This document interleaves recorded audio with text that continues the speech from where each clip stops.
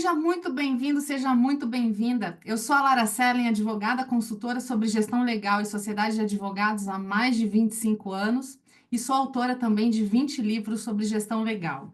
Esse é o programa Papo de Sócios dentro do podcast Áudio Legal no Spotify e ele é totalmente voltado para advogados e advogadas que querem saber mais sobre o funcionamento de bancas em todo o país. Nosso objetivo aqui é falar das transformações pelas quais passam a advocacia brasileira e os impactos para sócios e advogados. Então, vamos ao nosso episódio de hoje. Eu vou conversar com Tatiana Doglio. Ela é mestre em Direito Comercial pela PUC São Paulo, professora dos cursos de extensão de Direito Societário e Contratos da PUC São Paulo também, é diretora da CAASP para o triênio 25-27, é membro relatora da Comissão de Sociedade de Advogados desde 2008, isso da OAB de São Paulo também, é membro da lista de árbitros da Câmara de Mediação, Conciliação e Arbitragem da OAB São Paulo e especialista em arbitragem, em negociação e influência, em direito societário e N outras atividades ligadas a isso que faz parte do currículo da Tatiana. Ela é co-coordenadora do Comitê de Ética e Disciplina do CESA e é sócia da Gonçalves Adogrio Sociedade de Advogados, escritório que foi fundado no ano 2000. Eu já quero agradecer a presença dela aqui no nosso podcast, estou ansiosa para saber a visão que ela tem sobre a advocacia, a Gonçalves Adogrio e o futuro da sociedade de advogados. Tati, seja muito bem-vinda ao Papo de Sócios. Eu estou muito feliz de te receber aqui. Primeiro, que você é uma grande amiga, uma pessoa que eu tenho uma profunda admiração. Segundo, que a gente tem assuntos em comum no societário, porque a gente gosta desse assunto muito, né? E eu tenho certeza que quem está ouvindo a gente, assistindo a gente, vai aproveitar demais tudo que a gente vai conversar aqui. E é isso, quero te dar as boas-vindas, te passar a palavra para você dar um oi e a gente já começar o nosso papo. Legal, Lara, obrigada pelo convite. Lógico, além de ser uma querida amiga, né? A gente se diverte muito por aí pelo Brasil, né? Temos muitas histórias para contar e teremos mais, se Deus quiser, com muitos planos, muitos projetos. E realmente esse papo é maravilhoso, é um tema que a gente adora e a gente briga, né? E a gente Discorda e concorda e tá tudo discorda certo. online, presencialmente, aquela brigaiada. Mas é um tema maravilhoso que não vai ter fim, porque ele tem a ver com o relacionamento humano, né? Então, graças a Deus que isso não vai acabar nunca, e tem visões para todos os lados, que só faz a gente evoluir e crescer como ser humano e como profissional. Então, é um papo realmente muito interessante. Vamos lá, vamos conversar. O que que você acha É que a gente isso pode aí. trocar de ideia aqui hoje? Eu sempre gosto de, quando meus convidados chegam, eu gosto de separar esse papo em três atos, como se a gente fosse uma ópera, assim, entendeu? Então, o primeiro ato, como eu te conheço e quem está nos ouvindo não te conhece necessariamente, eu gosto sempre de falar sobre quem é você e tal. O segundo, a gente vai falar sobre o seu escritório, a tua experiência de escritório, qual a tua visão de advocacia, como é que você toca o dia a dia da tua banca, né? Então é legal a gente saber disso. E a gente vai fechar falando sobre sociedade de advogados em geral, o que que a gente espera, o que está acontecendo para o futuro, essas relações humanas, como é que elas estão se aprimorando. Então, para começar, você aí hoje, do alto do teu conhecimento, autora de livro, você vai falar disso também, é, ocupando posições importantes de muita reflexão, né? Cada comissão da OAB, cada caso que você pega, exige lá um esforço intelectual para tentar resolver. Então, hoje, quem vê a Tatiana, a Dogro, professora Tatiana, esquece que a Tati foi um dia uma estagiária, né? Perfeito. Uns dias atrás você foi estagiária. Eu queria que você contasse aí como é que foi o teu início, como que você decidiu pelos teus estudos, tuas decisões, essas histórias que vão fazendo a gente ser quem a gente é profissionalmente. Como é que foi? Bom, eu acho assim, olha, Lara, vou falar olhando, né, de trás para frente. Hoje eu tenho um escritório que vai fazer 25 anos, de idade em novembro deste ano.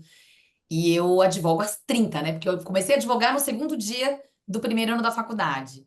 Eu lembro que eu fui buscar emprego em outras áreas, fui buscar emprego em banco, em loja de shopping. Meu pai falou: não, você vai estar fazendo direito, você tem que entrar nessa área e você tem que estudar lá. E eu sofri muito na faculdade de ver meus amigos que trabalhavam em banco com muito dinheiro sobrando E eu trabalhando de graça, trabalhei na procuradoria, era gratuito. Eu fazia pedidos de progressão de regime de pena criminal, trabalhei em todas as áreas. O foco mesmo era advogar e ver como era isso, inclusive na esfera pública.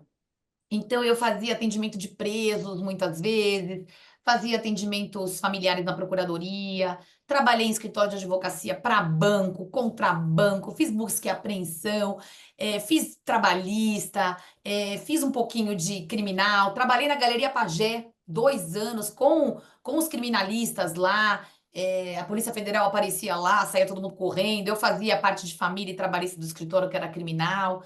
Depois apareceu uma vaga na Polícia Federal. Fui trabalhar na Polícia Federal, fiquei 2 anos lá registrada no departamento jurídico. Encontrei essa vaga aí conversando, né? Sempre buscando, tirando dúvidas.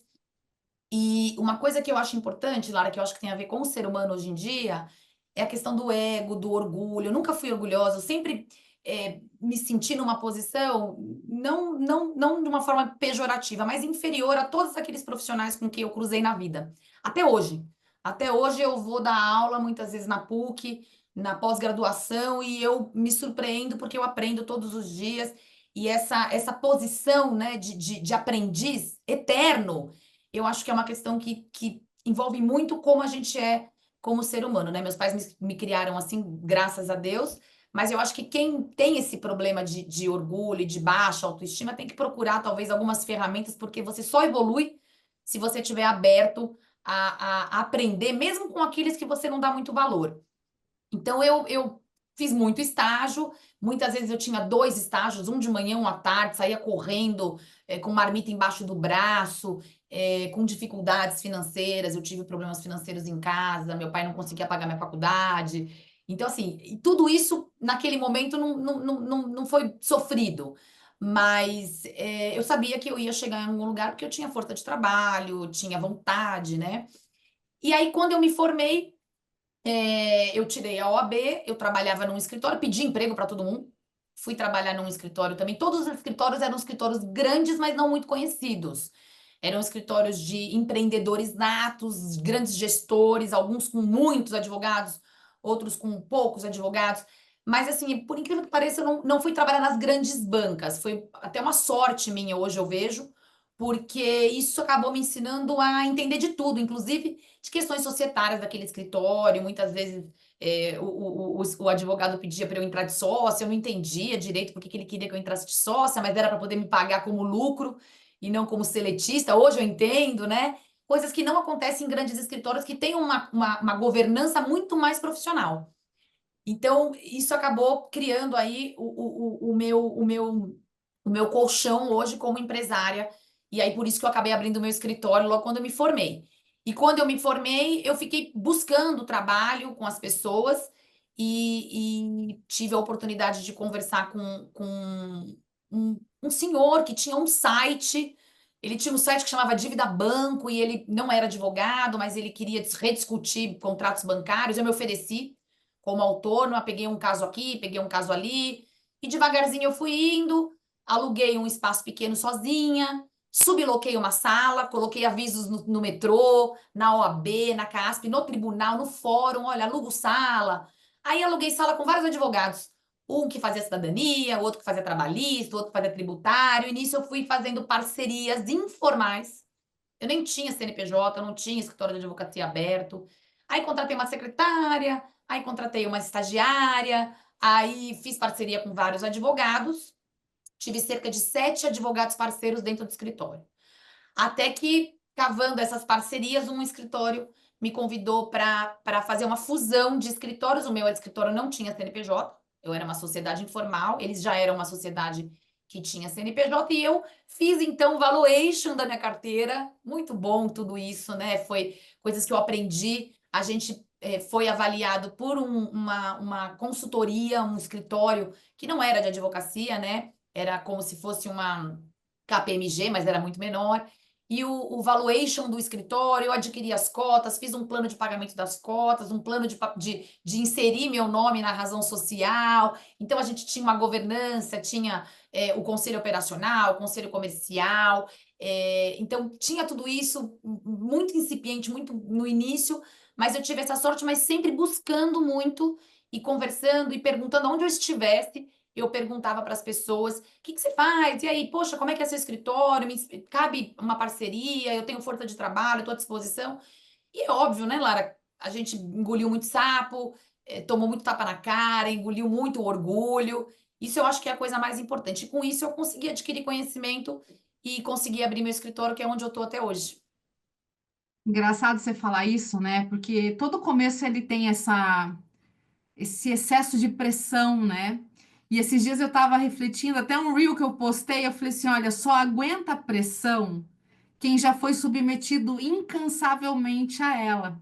Porque você não tem como treinar isso em livro nenhum, em curso nenhum, e a gente tá numa carreira, né, que é pura pressão. Então eu preciso ficar cada vez mais resistente, sem perder a minha essência, sem perder esse lado que eu acho tão bacana teu de eterna aprendiz, eu quero saber mais, eu tenho essa curiosidade, eu acho que isso deixa a gente sempre muito jovem junto ao conhecimento, porque a gente está sempre assim, gente, não é só isso, eu quero mais, e um pode me dar isso, o outro pode me dar aquilo, e isso é realmente uma postura muito legal, e dentro desse treinamento bélico que é a advocacia, de muita pressão, né?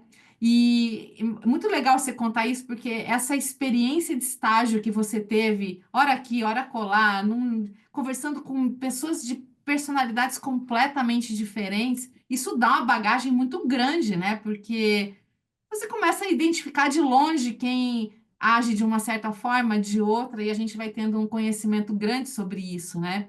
Agora, essa escola para você se tornar sócia, e que sorte a tua entrar numa.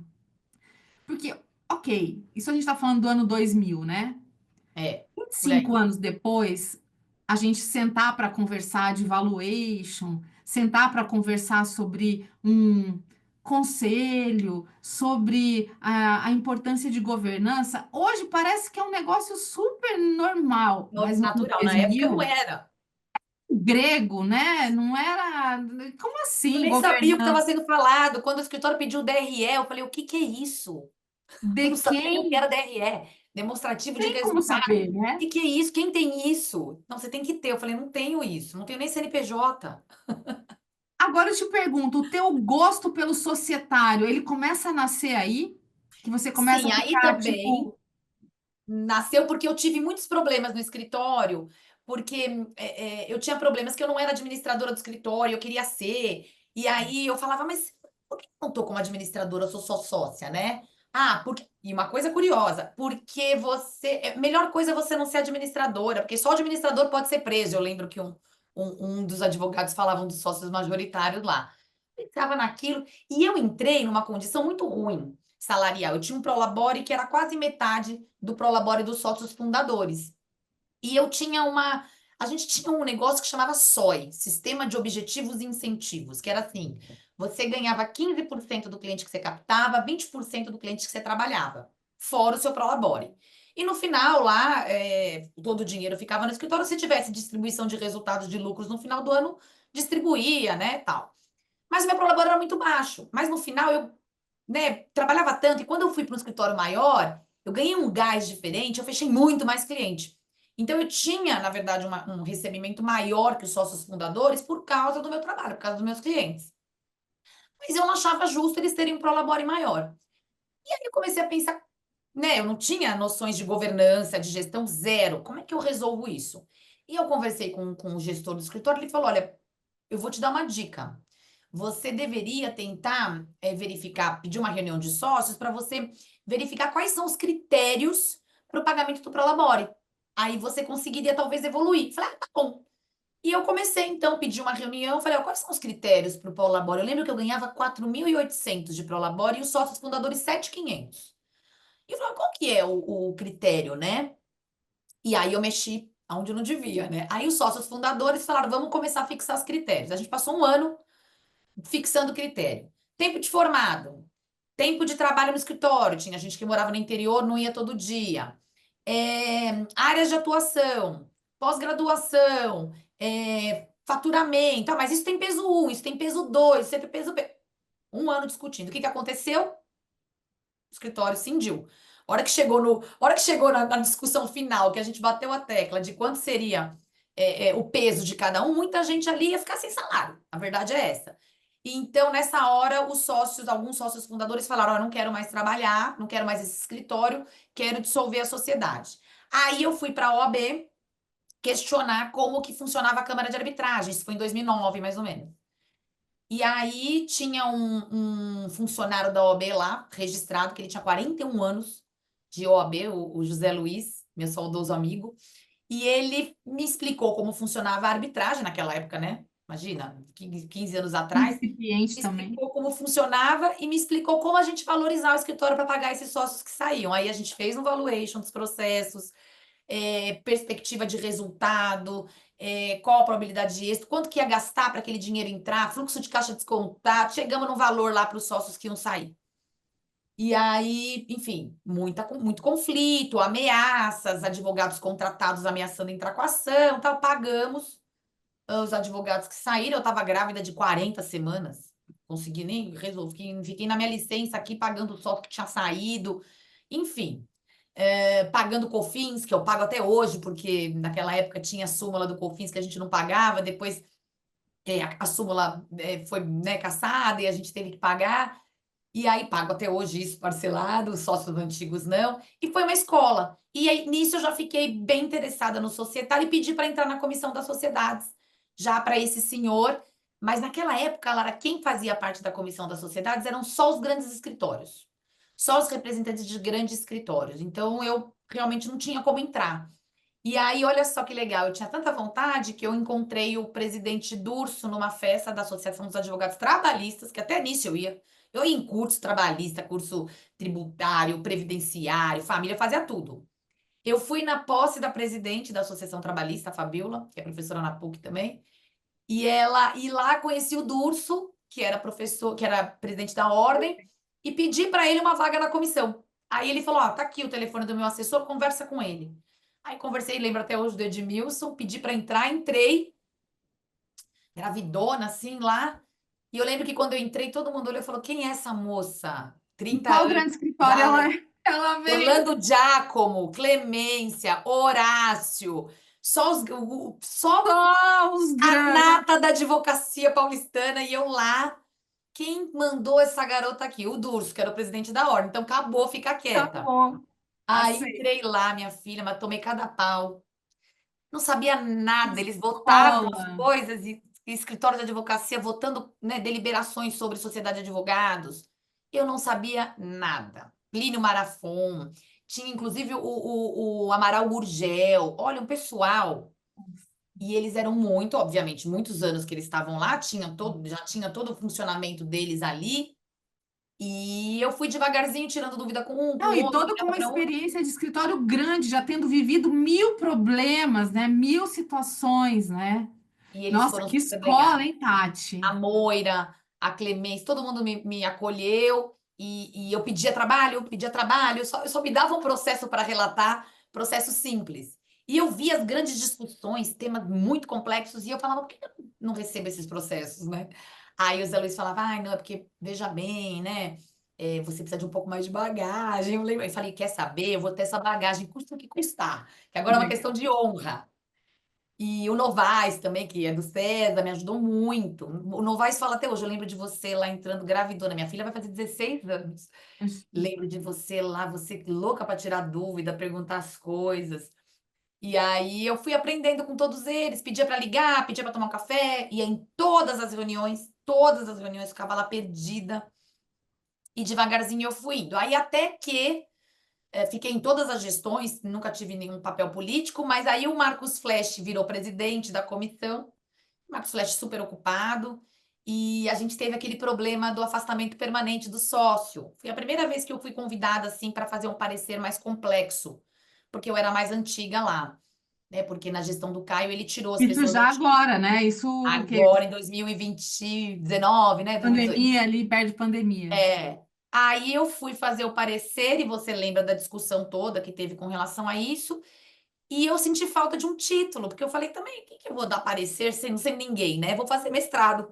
em direito comercial, porque aí eu vou pegar o viés societário e vou focar em sociedade de advogados, porque aí eu tenho bagagem para falar. Eu senti muita dificuldade, porque você vai discutir com pessoas de muita bagagem, mestres, doutores, professores, você realmente fica sem argumento. É importante. É muito importante. E aí acabou me ensinando, eu estudei na USP no mestrado e no doutorado com o professor Erasmo Valadão como ouvinte, depois como aluno especial, durante 3 anos, 6 semestres eu fiz lá. Peguei uma bagagem de graça, né? Não ganhei título nenhum, fiquei lá, trabalhei para ele de. Ele falou para assistir minhas aulas aqui de graça, porque quem paga a USP é a sua empregada que recolhe ICMS ali quando ela compra um shampoo no mercado. Então, se você está aqui, Tatiana, aprendendo comigo, que sou um dos melhores advogados e professores de direito societário, você tem que dar alguma coisa em troca para a sociedade. Então, você vai usar isso em prol da sociedade e você vai dar assistência para mim na graduação. Ainda ia na USP dar prova, corrigir prova e fazer essa troca. E fiquei lá, e USP, né? Assim, muitas vezes eu não tenho nome, não sou de grande escritório, então sofria, obviamente, é, algum tipo de preconceito. Muitas vezes não era levada a sério em discussões, não era participado de grupos de estudo. Isso até hoje acontece. E aí acabei fazendo um curso na PUC, aí na PUC a professora me convidou para ser assistente, eu também tive interesse, sou assistente até hoje de graduação, gratuita, não recebo nada na graduação da PUC, são 5 anos e meio, e só aprendo todo dia porque eu pego turmas de direito comercial e dou aula no COGEAI, que o COGEAI sim é remunerado. Mas eu só dou aula no COGEAI e sou convidada pelos professores porque tem essa troca, né? Eu dou assistência na graduação e aprendo, né? Senão não teria como ensinar na pós, né? Então, tudo isso eu acho que hoje em dia falta um pouco nos profissionais. Todo mundo é ganha-ganha, né? Todo mundo quer dinheiro na hora, quer. Ah, eu só vou falar com aquele É advogado eu se ele tiver algo ganho. para me dar. O negócio é eu ganho, né? E aí você tá realmente numa troca, né? E assim, o quanto que isso não deve ser desafiador para tua agenda, porque você tem que atender isso tudo, que é um trabalho de aluno, que a gente sabe o quanto que é extenuante, você tem que estar lá, você não pode falhar e tudo mais, e ainda compatibilizar isso com o escritório, né? E com E filhos, filhos, e tudo, casa, né? família, com mãe e pai, né? Que meus pais também são idosos, Tudo. moram do meu Sim. lado, família, tudo, né, que a gente tem. Eu, quando abri escritório, eu fiquei bastante doente. Eu lembro de ter tido gastrite, fiquei anos com doenças emocionais, medo de não conseguir pagar conta, de não conseguir pagar aluguel. Eu lembro, minha mãe disse que uma vez ela me ligou e eu falei, mãe, o que que eu tô fazendo aqui sozinha? Eu não lembro. Mas eu acho que é uma força grande e essa sede de aprender e de saber que a gente, né, Lara, que eu acho que você também tem, essa humildade da gente saber que a gente tem sempre alguém que sabe mais que a gente tem sempre a Que aprender. ainda está em construção, que Exatamente. não tem bater um martelo, não tem dono da verdade. Não Não, tem né? Você fim. está falando de direito, você está falando de relações humanas, você está falando de combinados, de acordos. E aí você tem que ter muita calma e falar, não, peraí, que eu tenho que ir mais a fundo aqui, senão eu não vou conseguir ter uma visão clara, né? E a Nossa, gente Tati, sai de eu cada não sabia processo disso tudo. aprendendo mais, né? E mudando de ideia o tempo todo, né? Vamos por aí, porque eu vejo você muito forte no direito comercial e o societário está intimamente ligado a isso, né? Isso talvez nasceu por essa tua provocação da sociedade de advogados. Isso veio, refletiu para o escritório, Tati. Hoje você se coloca como uma advogada especializada em direito comercial, para as questões societárias, empresariais dos seus clientes. Como é que isso refletiu no dia a dia? Então, no escritório eu tive alguns problemas, como não deveria deixar de ser, né? Eu tenho sócios e meus sócios muitas vezes me questionavam, né? Por que que você acaba é, fazendo alguns trabalhos voluntários, inclusive na OAB, porque eu estou lá há 15 anos, e na gestão do Marcos Flesch eu fui vice-presidente, então eu acabei tendo mais funções ainda. E fui crescendo lá dentro também, na área política, não tem como você, chega uma hora que você tem que se envolver. E eu tive realmente alguns problemas no escritório e também na PUC, poxa, você vai dar aula e você vai estar na OAB, então que hora que você vai trabalhar para o escritório, né? E no final das contas, eu acabei trazendo minha sócia para o mesmo caminho. Então, hoje ela está no Tribunal de Ética, ela terminou o mestrado no final do ano. E agora a gente está se organizando para fazer o doutorado juntas, para a gente conseguir entender uma a outra, mas também com muita paciência, né, com muita cautela, carinho, né? Tem momentos em que eu estou mais focada no escritório, tem momentos que ela está mais focada no escritório, os outros sócios são, né, são sócios de serviço, então eles acabam também entendendo, nos apoiando. Mas no final das contas também tem o César, que é algo também que toma bastante tempo nosso, Sim. mas hoje em dia, depois de quase 15 anos, Lara, que essas coisas começaram a reverter em trabalhos e em negócios, principalmente depois que eu fiz o mestrado. Antes disso, esses trabalhos na Ordem e no César não refletiam em trabalho para o escritório. Foi uma construção, e eu percebo que a especialização, né, de você realmente se especializar. Hoje eu sou especializada em societário mesmo, em conflitos societários e principalmente sociedade de advogados, porque eu passei por isso, estou na OAB há 15 anos e me especializei nisso, né? Acabei fazendo mestrado voltado para isso, em apuração de haveres, porque eu gosto muito de exatas e consegui fazer um valuation do meu escritório, tenho facilidade e também tenho acesso aos conflitos ali de sócios, porque eu faço parte da Câmara de Arbitragem. Então, eu já participei de algumas arbitragens, e o conflito sempre se resume a dinheiro, né? A avaliação do escritório, e cada um tem a sua percepção sobre isso. Algumas pessoas não concordam em dividir processos futuros. Então, realmente, aquilo que você falou depende muito da característica da pessoa. Hoje em dia, eu posso te dizer que eu tenho colhido os frutos cada vez mais, e acho que conforme eu vou me especializando e estudando mais, a tendência é que a gente tenha mais clientes desta área. E eu tenho visto que com o crescimento do número de advogados no Brasil, se você não se especializar, talvez você fique para fora, né, do mercado. Eu acho que você trouxe aí um ponto que, para quem está assistindo e talvez fique aí se perguntando que caminho que eu sigo, né? Eu acho que você traz aí na tua fala algumas lições que elas são muito importantes.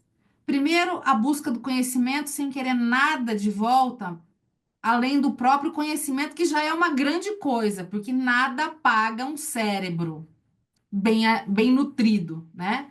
Então, esse é um primeiro ponto. O fazer e o fazer em volume gera um diferencial absurdo em quem está fazendo. Hoje, com os chat GPTs da vida, em que você coloca lá um negócio, fala, olha para mim, tá, mas e o teu cérebro? Tá morto aí? Tá sem fazer ginástica? Tá sem refletir? Qual o preço disso, né?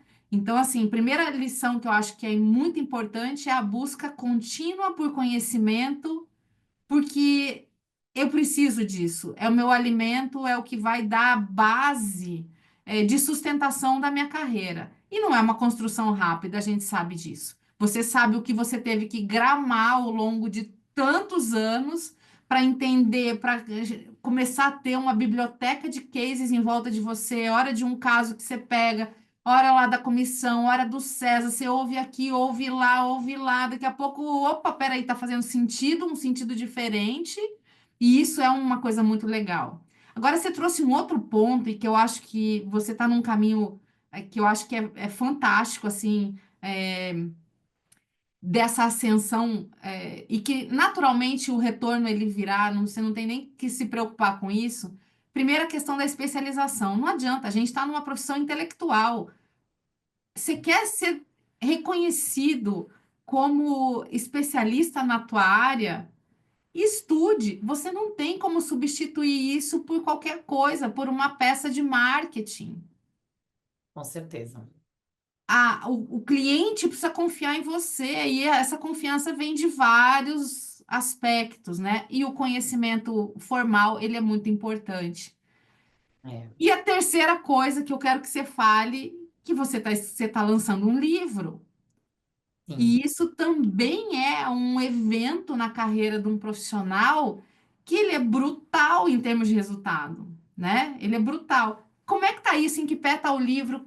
Lançou, já saiu? Dá para O comprar? Não livro dá? Conta isso. já provei a capa, chama Conflitos de Sócios. Eu falei exatamente sobre isso, né? Sobre como nasceu essa. essa questão. Apesar de falar de sociedades empresárias, ele se aplica à sociedade de advogados. Eu acabei falando de sociedades empresárias porque o levantamento que a Associação Brasileira de Jurimetria tinha feito era de sociedades empresárias. A gente, na verdade, fez um levantamento sobre os critérios de apuração de haveres que os juízes aplicavam no Tribunal de Justiça de São Paulo. Então, a gente utilizou esses dados para poder mostrar para o leitor essa evolução, porque ainda é algo muito discutível, né? As pessoas não sabem direito. E você percebe que mesmo advogados renomados, advogados muito bons, né? Você que trabalha para vários escritórios aí na questão da gestão, você percebe muitas vezes que advogados especializados, advogados assim, renomados, eles têm muita dificuldade de entender como aquele sócio deve ser remunerado, mesmo quando ele está no escritório, quando ele sai, quando ele falece, quando ele se divorcia, todos esses eventos, quando ele é excluído. Então, é uma dor que eu percebo que é uma dor nacional. Não sei se ela é universal, mas eu acho que ela é nacional. Eu acho que todos os escritórios sofrem com isso. Todas as sociedades, principalmente as sociedades empresárias, que os business são muito diversos.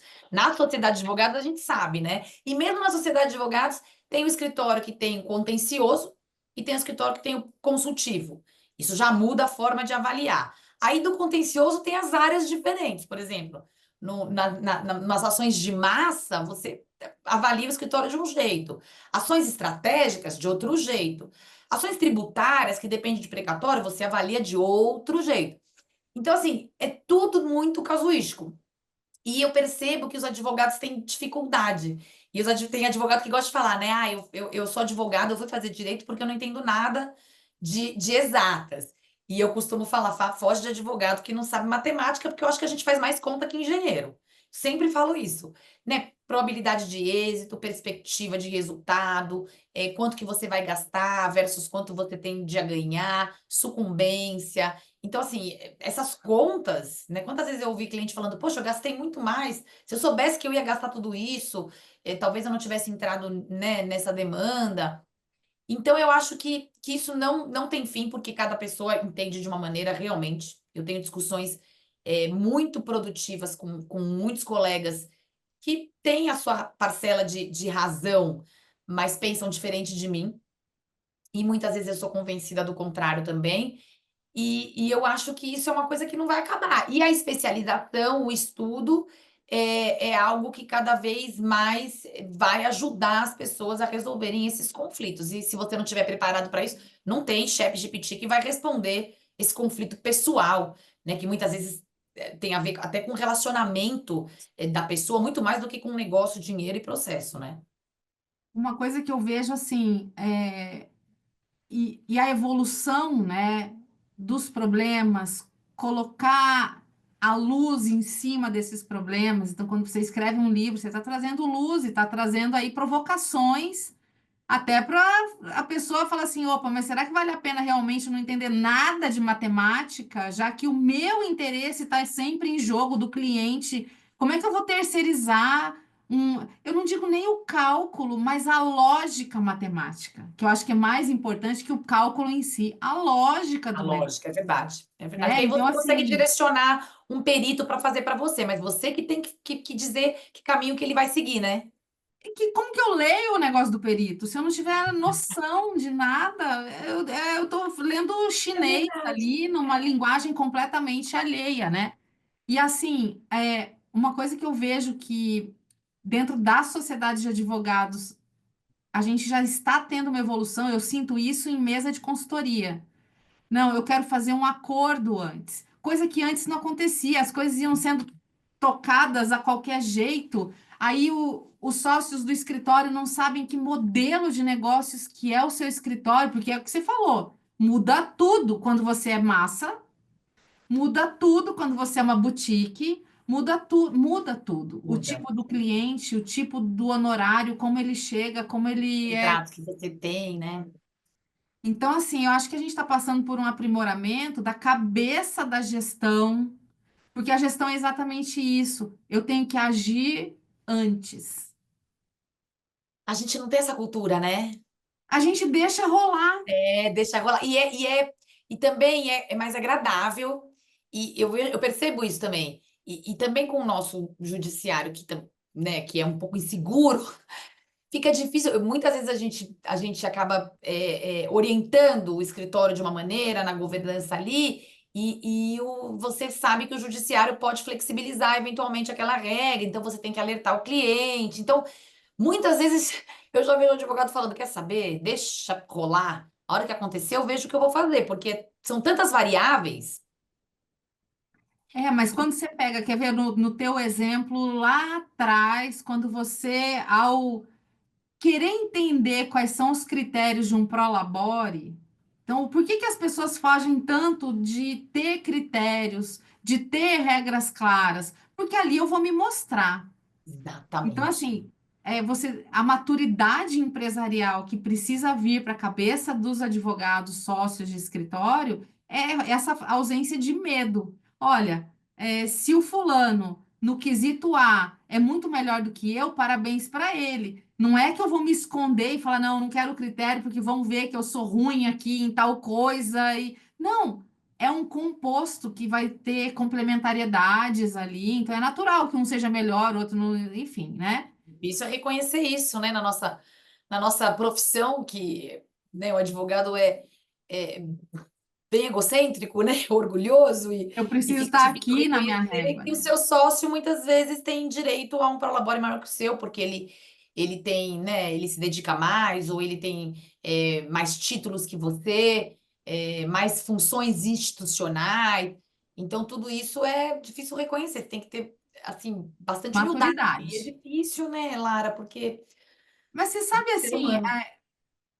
o que eu vejo é essa imaturidade que é natural, ela vai sendo substituída quando a gente vai colocando conhecimento em cima da mesa, porque o prejuízo de você não ter essa maturidade, ele é tão maior que não vale a pena. Então, assim, e aí profissionais como você, que vem e coloca ali, olha, conflitos de sócios, o que acontece, quais são os dramas, não só financeiros, mas dramas emocionais de um escritório de repente perder um sócio importante, se sentir traído, aí eu não me recupero daquilo, eu arrasto corrente por 10 anos, aí eu não quero mais sociedade com ninguém, porque todo mundo é ruim e todo mundo é do mal e todo mundo vai me trair.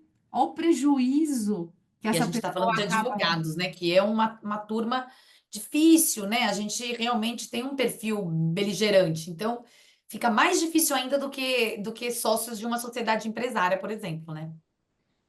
Mas a puxar pela maturidade é uma coisa que eu falo muito com o cliente. Você quer ter sócio? Você tem que ter maturidade para ser sócio. Você não manda quando você tem sócio, você não manda o outro fazer. Não, você vai ter que tratar isso de um jeito um pouco mais respeitoso, né? É uma troca. Aliás, tentar se colocar no lugar do outro, né? Ter a simpatia, que é difícil. E tem momentos que a gente também não tá bem pessoalmente, ou na vida familiar, e você traz isso para dentro do escritório, tem que separar. E tentar ter esse equilíbrio. E só voltando no meu livro, então, meu livro vai ser publicado pela editora Almedina, eu assinei contrato com eles. O livro é fruto da minha dissertação de mestrado. Eu pretendi falar um pouco da dissolução parcial, da saída do sócio, da retirada, da exclusão, do falecimento, e coloquei ali os critérios que existem hoje para você avaliar a participação desse sócio que sai, que falece, que é excluído. E trouxe essa jurimetria, essa estatística para mostrar que depois do novo CPC, que mudou esse capítulo com relação à apuração de haveres, como que os juízes passaram a fixar critérios com mais lucidez, eu digo, porque antes do CPC, os juízes deixavam a critério do perito. E não é raro você ver perícias em escritórios de advocacia trazendo valor de marca, trazendo goodwill, dizendo da perspectiva de resultado futuro, porque o escritório tem uma marca conhecida. Eu já vi laudos de perito falando: esse escritório, ele tem call center, ele é um escritório, ele é uma sociedade empresária. Ninguém mais sabe quem é o sócio. O escritório é procurado porque ele tem um call center, porque ele tem na verdade, as pessoas buscam o escritório, mas não sabem quem é o dono. Na verdade, eu já vi até magistrados e árbitros falando para o perito, olha, nós não podemos ser sociedade empresária, né, por força de lei. Então, você tem que retirar os critérios empresariais desses resultados. Eu já vi perito falando, eu me recuso, porque esse escritório é uma sociedade empresária e eu não vou retirar, entendeu? Porque perdeu essa pessoalidade. Então, eu trouxe essas questões no livro. O livro, a editora Medina, ela foi comprada em agosto por outra editora e a previsão de que a gente já aprovou todo o texto, está tudo aprovado, a capa, e a previsão é de que o lançamento seja em março agora. Vamos ver, né? Ai, Porque que como ela foi bom. adquirida por outra editora, eles tiveram que adiar os lançamentos. Mas tá tudo Lançamento. pronto, provavelmente agora em março já deve ter o lançamento, aí eu aviso você. Vamos ver. Nossa, mal posso esperar. Eu tô na fila já para comprar Delícia, né? autografado esse Ai, livro, por eu já. favor. E aí eu queria escrever outro, já conversei com algumas pessoas e todo mundo falou: Poxa, escreve sobre essa questão da avaliação da marca, né? Nossa. Que avalia isso? Porque tem marca, né, Lara? Apesar da É proibição, complexo, né? Porque você tem muitos aspectos de marca a serem considerados, né? Se você olhar só para a atuação personalíssima do advogado, então depende do modelo de negócio, se você consegue a marca ou não. Porque é. aí, se morre aquela pessoa que carregava todo esse peso do atendimento, do nome, da Aí reputação, acabou, não vale nada. acabou, não vale nada, né? Mas Então, aquelas marcas, né, aqueles escritores que pouco importa quem morre, porque continua o mesmo nome, mas aí é super porque já valor. teve um trabalho forte de gestão, que você tem um trabalho forte de equipe, que tem uma equipe de nível compatível com a marca que está sendo propagada lá fora, né? Existe uma conexão. É uma coisa que eu sempre digo, né? Não adianta nada fazer marketing se você não entrega. Então, isso tem que estar muito casado. Olha, Alinhado, lá né? fora você tem uma imagem X, mas você tem condições sim de entregar algo de muita qualidade. Aí você começa a dissociar a pessoa, aquele fundador, aquela pessoa que iniciou tudo, daquele escritório que já tem lá, sei lá, quantos sócios, quantos advogados, que já tem realmente um trabalho feito muito consistente, que você tem outras marcas individuais, né? O Rodrigo ainda fala isso, né? Quando ele conceitua a marca jurídica, eu não vou lembrar toda a frase de conceito, mas é a soma das marcas individuais. Cada Então, advogado. é isso. E aí a capacidade de entrega, aí você vai agregando outros pontos, né? Eu tenho gestão, eu consigo lidar com muitos prazos, muitos processos, eu dou segurança para o cliente nesse sentido, né? E algo que eu tenho buscado, que eu acho que os escritórios, aí é aquele equilíbrio que a gente estava falando.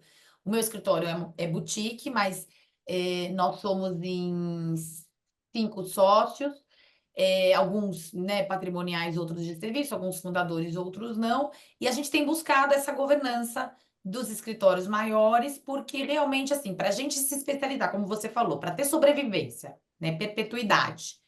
O sócio precisa se especializar, precisa estudar, precisa ter funções institucionais, precisa ter funções acadêmicas. Senão você não consegue sobreviver.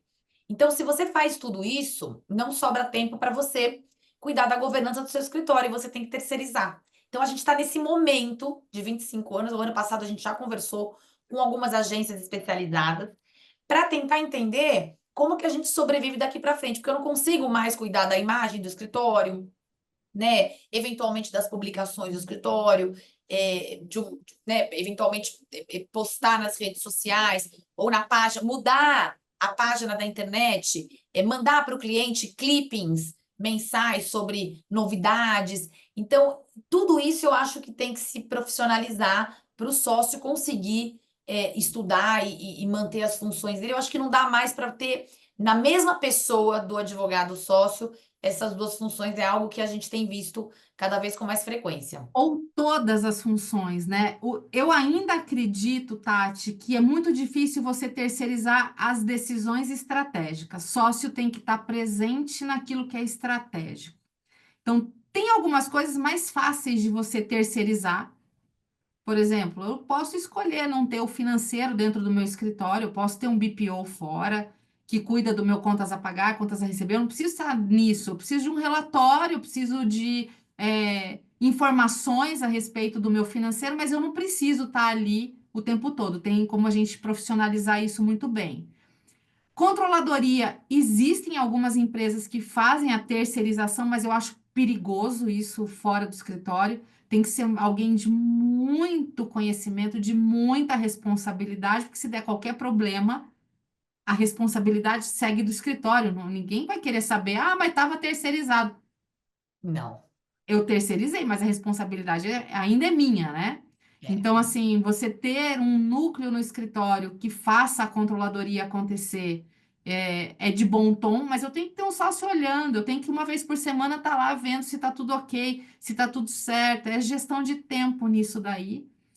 O marketing e o comercial, eu acho duas áreas que são muito delicadas para você terceirizar sem olhar, porque eu já vi atrocidades acontecerem.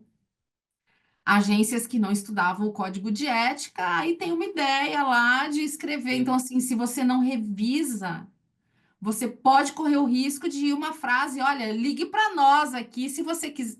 Acabou, Acabou. acabou.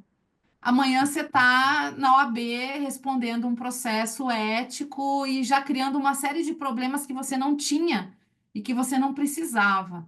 Então, Sim. assim, são pontos da governança que, por mais que eu não fique direto em cima disso, eu não vou executar a peça, eu não vou executar a peça, de marketing, eu não preciso, mas eu tenho que ser a última pessoa a A dar a validar. assinatura, A validar, né? a Ai, mas é validar. loucura, né? Porque a gente está cada vez com mais advogados. Outro dia a gente leu, eu não sei se você viu lá no nosso grupo do César, um artigo que alguma colega nossa escreveu dizendo que quanto mais advogado tem na área, maior é a atividade econômica daquela região, né? Que isso promove a economia daquela região. Mas, ao mesmo tempo, para os advogados fica cada vez mais difícil, né? A gente vê um pessoal novo aí muito bom, mas essa questão do marketing irresponsável também acaba desviando bastante os clientes que poderiam estar conosco, clientes, né, antigos. Então, esse equilíbrio nosso aí também é muito difícil. A gente está cada vez trabalhando mais, os honorários eles estão menores, realmente. Eu acho que há aí uma democratização do ensino, isso é muito bom. Então, hoje as pessoas têm mais acesso à educação do que tinham antes. Mas eu acho que o advogado precisa, mesmo o advogado individual, ele precisa de uma assessoria, uma mentoria, para saber para que lado ele vai. E ele tem que saber a característica dele. Quanta gente quer trabalhar em escritório grande e não tem perfil. Quanta gente abre seu escritório e não tem perfil. Você fala, se ele, se ele Vai se conseguir entender frustrar. com um profissional qual que é a característica dele, né, para ele poder focar, colocar energia naquilo que é melhor para ele, eu acho que seria imprescindível.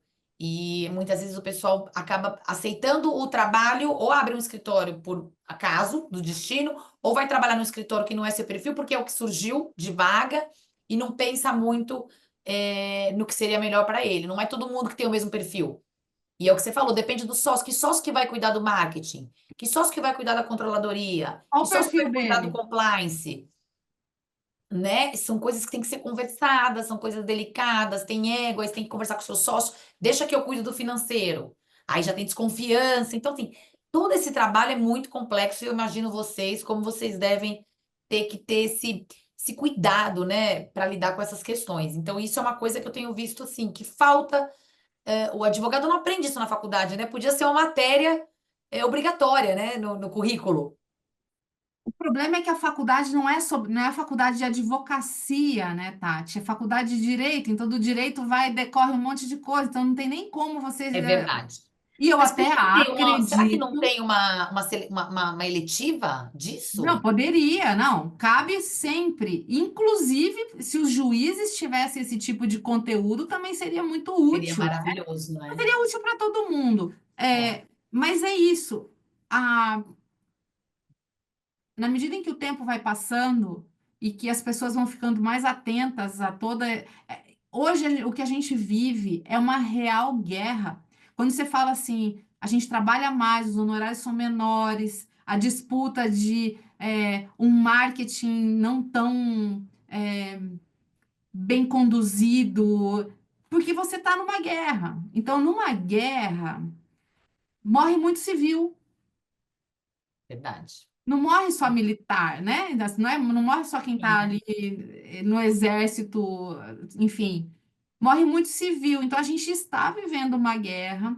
É uma guerra que não é para todo mundo guerrear, não é para todo mundo ser advogado no sentido tradicional da palavra. Não é, porque tem que ter muita força para aguentar o repuxo, né, de uma profissão que exige demais e cada vez mais, né? Então, E um assim, judiciário, né, assim, desafiador, porque a gente realmente, olha, eu vou te falar, semana passada foi no final, comecinho de dezembro, eu participei do julgamento numa câmara empresarial, era sobre uma apuração de haveres de uma sociedade, e eu assisti acho que uns 5 julgamentos antes do meu. Nesses 5 julgamentos, os desembargadores, os três da Câmara Empresarial, especialistas em direito comercial, divergiram. Nos 5 julgamentos, teve julgamento estendido para trazer mais dois. Então, todas as decisões foram por maioria, 3-2. E eu fiquei pensando, meu Deus, né? Se eles não conseguem chegar num consenso, e você imagina para o advogado orientar o cliente. Eu vi que o julgamento dos julgadores falarem assim: não, essa cláusula de barreira no contrato de franquia tem que ser flexibilizada, porque o franqueado ele tem que sobreviver. Mesmo que ele use o know-how da franquia, da franqueadora, ele tem que sobreviver, ele pode continuar usando. Você imagina um advogado que redigiu essa cláusula de barreira que foi flexibilizada pelo tribunal, porque ele vai falar para o cliente. Aí o cliente entra com uma ação contra ele porque ele errou no contrato. Então a gente tá numa loucura que não é só sobrevivência na advocacia. Eu acho que o judiciário também não está preparado. E eu não sei se é uma questão do brasileiro, você que tem muita experiência internacional deve saber. A gente é muito criativo, porque não é possível. A gente é muito criativo, a gente vê saída para tudo, a gente flexibiliza tudo. O que que acontece, inclusive no judiciário, entendeu? muita lenda urbana para. Vamos pôr aí o país tão litigante, não é tão litigante, mas assim, de uma advocacia forte que é Estados Unidos. Também tem muita loucura, também tem muita. é, não é uma linha reta, e talvez essa seja, por mais louca que seja a realidade que às vezes a gente vive, né? E a gente só consegue ter uma visão mais clara da realidade nossa aqui. A beleza do direito está exatamente nessa falta de certezas, né? Que você não tem certezas. É, Você cada um pensa de uma evolui. maneira. Porque o direito ele tem que ser vivo, né? Então, às vezes, a gente pensava de uma forma há 10 anos para trás, e a cultura, né, o mundo começa a te guiar para outro caminho, e isso vai afetando decisões, decisores. O que é importante para um Dinâmico, acaba né? não sendo importante para outro, flexibiliza uma coisa ou outra, sem às vezes pensar muito em consequência, né? É. Mas é isso, né? Acho que por isso que nunca vai faltar serviço para o advogado. Minha Eu acho visão que nunca é vai essa. faltar serviço, mas desanima, né? Às vezes você fala, nossa, não é É, possível, né? Porque você deu uma orientação quantas vezes, né? Hoje em dia eu dou orientação para o cliente, muitas vezes, e falo, olha, a gente não sabe se vai ser assim ou se vai mudar, ou se alguém vai entender de maneira diferente. Assim, é a forma que eu entendo, né? A e essa gente é a real. das decisões, você fala, muitas vezes, muitas decisões, não raro, né? O desembargador fala, já decidi de forma diversa, hoje, né, entendo de forma Mudo, diferente. mudo minha opinião aqui. Então é uma E coisa. isso vai fazendo, e mais uma vez, isso vai trazendo, assim como os escritórios de advocacia, a sociedade de advogados vão entendendo que é muito melhor fazer um acordo, ter uma gestão, agir com mais maturidade e prevenir conflito. E isso vale para o cliente, porque você fala assim: olha, se você conseguir prevenir e se você conseguir resolver fora do âmbito judicial, Muito melhor. é melhor para você, porque lá é uma caixinha de surpresas mesmo. Se sempre foi, hoje está muito mais. Tá muito Então, mais. assim, teu risco aumenta imensamente. Então, não dá para resolver antes, não dá para fazer algo antes. E aí. nesse ponto, a gente talvez acabe como hoje, nos Estados Unidos, a litigância ela é muito pequena, porque é muito caro você entrar com um processo, então você está no E país dos acordos. é Do obrigado a fazer um acordo, senão você senão vai não, saber. você não vai ter. É muito pior você seguir adiante, porque é custoso, é um ponto de interrogação, né? Então, talvez toda essa mexida, que a gente não sabe exatamente, a gente está no meio de um processo, né, de transição, não sei para onde, mas é uma transição. Talvez isso seja exatamente esse ponto de falar assim: opa, peraí, antes de entrar com um processo. Deixa eu analisar o que que dá para fazer antes, e aí vamos ser um pouco menos latinos, né? Menos emocionais, menos É, apaixonados. Deixa é. eu resolver isso aqui e terminar logo isso. Mesmo que eu tenha um prejuízozinho a mais, é melhor terminar agora, resolver, do que levar anos numa discussão que vai, que vem, que vai, que vem. Mas Não eu já sei, ouvi de cliente falando, olha, eu vou embora porque você não tem sangue nos olhos. Já ouvi, eu falei, então vai mesmo. Hoje em dia eu falo, olha, é a visão vai latina do mesmo. negócio. Porque aqui não é o lugar, né? O A acordo visão latina, que você quer é a que melhor o saída. advogado mate o outro, né? Que massacre, que seja. E aí, quando a gente fala de conflitos de sócios, né, de escritório de advocacia, é pior ainda, né? Porque o Você advogado. tá com os treinados para fazer isso. Aí você fala, meu Deus do céu, né? Mas eu acho, Lara, que devia ter alguns cursos sobre isso, né? Como o advogado, estou falando do advogado que vai advogar, tanto na função de associado, como sócio de serviço, sócio patrimonial, ou seletista de grandes bancas, ou, né, principalmente os sócios, sócios fundadores, como vai ser a governança dos sócios que vão entrar, como que vai ser o planejamento de carreira, tudo isso eu acho que eu acho que existem cursos, né? Você tem alguns. Tem o MBA, né, Tati? MBA, né, Que da já é Faculdade talvez Baiana, um curso robusto nesse sentido, para trazer para sócio uma visão clara da gestão em todos os que é âmbitos. maravilhoso, todas as áreas, inclusive trazendo experiências dos Estados Unidos, né, para a gente De usar outros aqui. países também, Canadá, República Dominicana, né? Agora a gente vai ter México na segunda turma. Olha lá que legal. Então, Vamos ter e o advogado precisa Dinamarca. investir nisso, né? Porque você percebe que o advogado não investe nesse conhecimento. É, E, eu acho e- que e tudo aí tem não o seu adianta só ele momento, saber né? advogar, né? Ele não vai saber manter o negócio dele. O que adianta? Tem que ter senso de urgência. Você quer que tipo de escritório? Você quer tocar a vida como vamos levando para ver como é que fica, ou você tem um projeto real, né? Se você tem um projeto real, você tem que profissionalizar, não tem Tem que saída. profissionalizar, procurar, né? Que foi aquilo que a gente falou no começo. Eu sempre busquei, sempre procurei. E estou sempre procurando. Muitas vezes eu recebo, né, feedbacks e recebo apoio assim, né, profissional, técnico de colegas que eu nem sabia que faziam isso, né? Não lembra? Quando eu te conheci, eu falei para você, nossa, Você falou, nossa, eu trabalho com gestão de escritório. Eu falei, meu Deus, preciso profissionalizar meu escritório de alguma maneira. Então, assim, são coisas que você não encontra todos os dias. E se você não perguntar realmente, não questionar e não contratar, ou estudar, né? No caso de fazer o MBA, alguma coisa assim, você não vai saber. Porque a gente não aprendeu isso na faculdade, como você falou, entendeu? Não é natural pensar nisso, né? A gente vai sofrendo aos trancos e barrancos, você vai tendo alguns sustos no meio do caminho, então você contrata uma pessoa, contrata errado, até porque você não sabe direito como contratar, e de Sim. repente você toma uma trabalhista. Nossa. Ali é o teu primeiro choque de realidade, fala assim, e Isso é, agora? Eu tenho é, uma empresa? Nossa, mas isso aqui ninguém Sou falou que eu empresário? Nossa, eu achei que eu fosse não, você advogado. não é uma atividade mercantil, mas se você contrata, se você paga, se você tem nuances empresariais que você precisa profissionalizar, fazer de orelhada. Se você traz um sócio, se você tem um advogado contratado, ele vai querer um plano de carreira. Você E precisa de alguém aí? para te auxiliar nisso, né? Você quer que essa pessoa fique só um ano, 2 anos com você, ou você Você tá. vai perder talentos se você não se preparar para isso. Então, além de tudo que a gente tem que estudar, se especializar, atender cliente, fazer o comercial, você não vai conseguir fazer isso porque é outro business, né? É outro negócio que você precisa. Então, eu acho que realmente falta essa conscientização.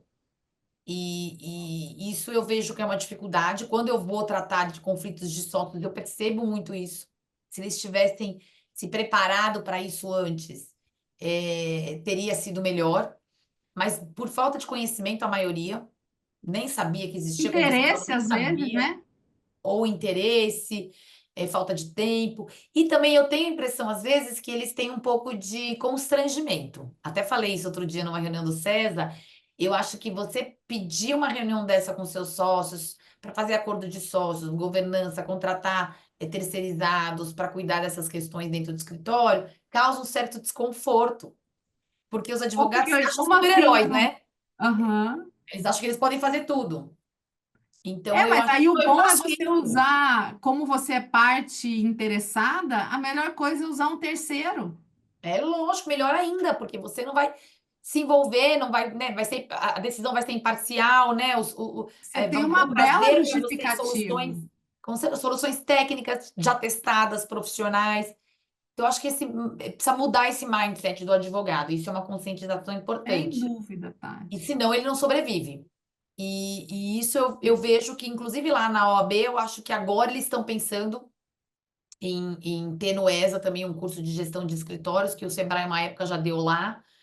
Inclusive, já te mandei o convite para você participar como coordenadora e fica aqui de novo, porque realmente é algo que, né, vai ser maravilhoso se os advogados tiverem acesso a um custo baixo, ou então até com a devolução da anuidade deles aí para fazer esse curso. Eu acho super importante, mas não tem na faculdade, ou então o MBA, né, né, Lara? Porque aí faz o MBA e aí já fica especialista. Mas assim, de qualquer maneira, o MBA não é suficiente. Eu acho que as OABs, elas têm hoje a faca e o queijo na mão, porque tem uma ESA à disposição, né? E tem que multiplicar o conhecimento. É aquela velha história, né? Os americanos falam que you can't unring the bell, você não desolve o sino. Então, a partir do momento que você fala do assunto, que você chama atenção, assim como o teu livro, olha, olhem para isso aqui, conflitos societários. Pera, se eu sou sócio, eu estou sujeito a um conflito societário. E se fosse comigo, o que que eu teria que tomar de cuidado? O que que eu já tenho? Isso já vai entrando na cabeça e não sai, porque a ignorância ela vai até um ponto. A partir do momento que eu ouço algo que eu. Então, assim, eu acho que Atrás o da nosso responsabilidade, papel né, de entender é de aquilo. disseminação. Eu acho que falta talvez uma campanha mais forte no sentido de, olha, a gente tem tantos advogados no Brasil passando por tanto perrengue, e eu posso te dizer que a maior parte desses perrengues tem origem em falta de noção do que está fazendo.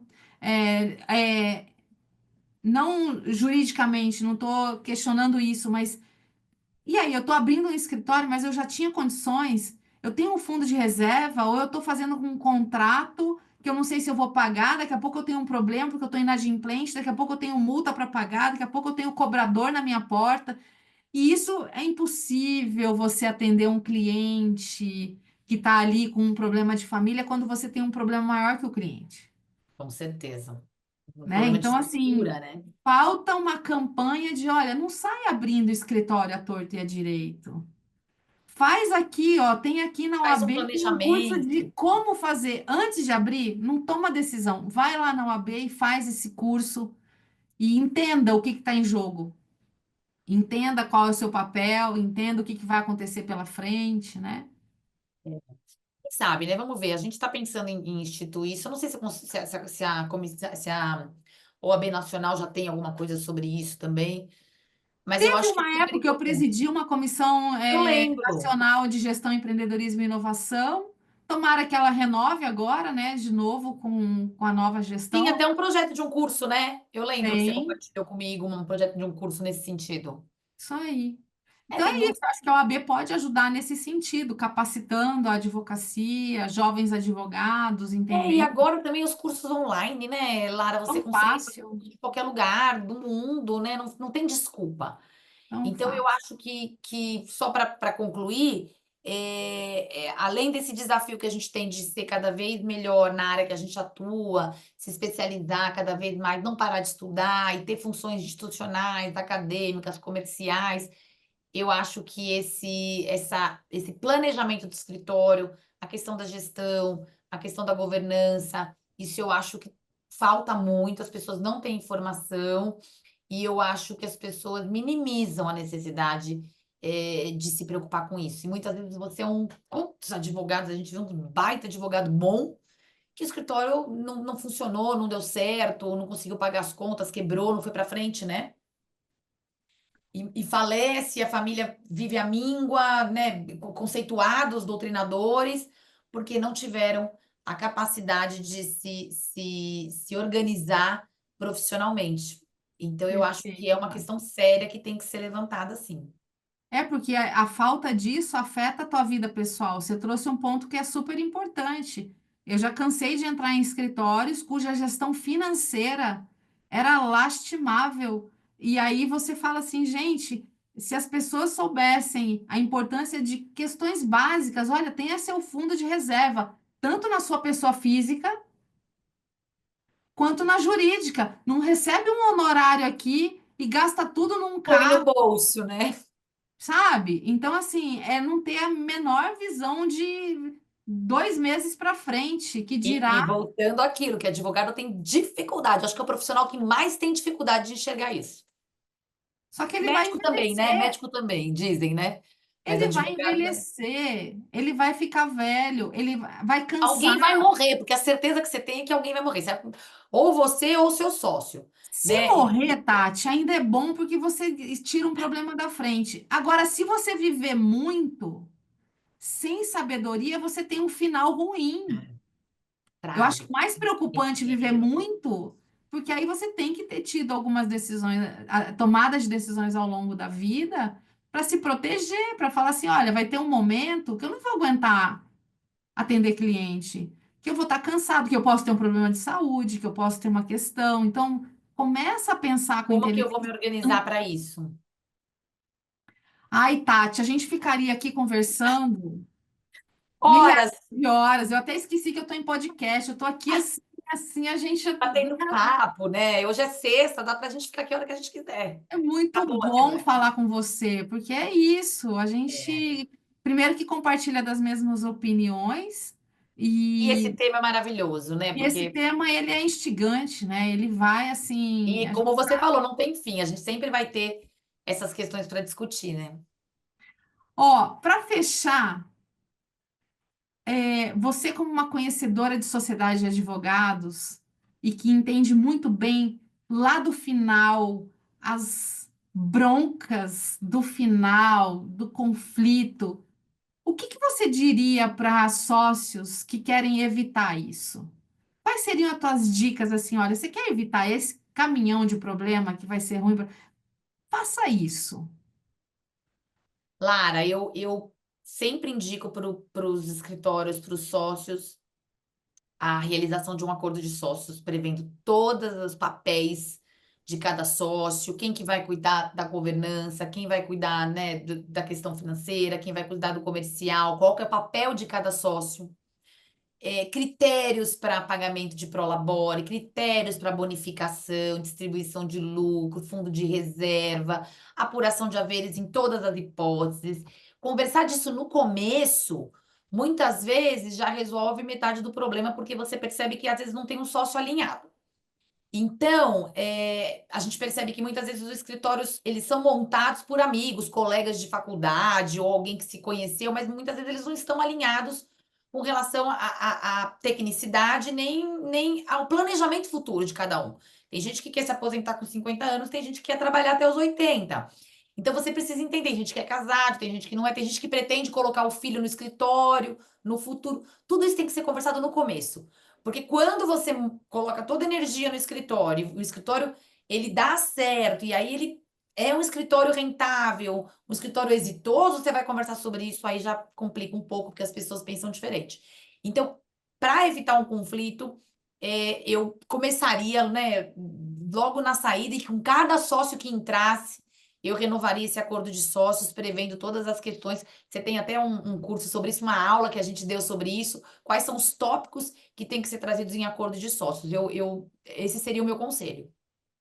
Fantástico, Tati. É isso, porque ele vai forçar, inclusive, um autoconhecimento societário que, assim, se der ruim na hora de escrever o acordo, foi na hora certa, porque foi Exatamente, você antes já de vai criar o conhecer o seu problema. sócio ali. É isso. Você já vai conhecer, antes de fechar aquele contrato milionário, você já conheceu o seu sócio antes, não vai ter que E discutir, se porque você é não para vai não dar discutir. certo, não dê certo já Se de não der cara. certo logo no começo, que você não gaste energia naquilo. Perfeito, Tati. Ai, amei. Amei você Eu aqui. também. Obrigada Adorei. mais uma vez por você Imagina, obrigada a você pelo convite, dizer só adorei. sim para aquele que eu te amo. É aquela amiga assim que fala sim para.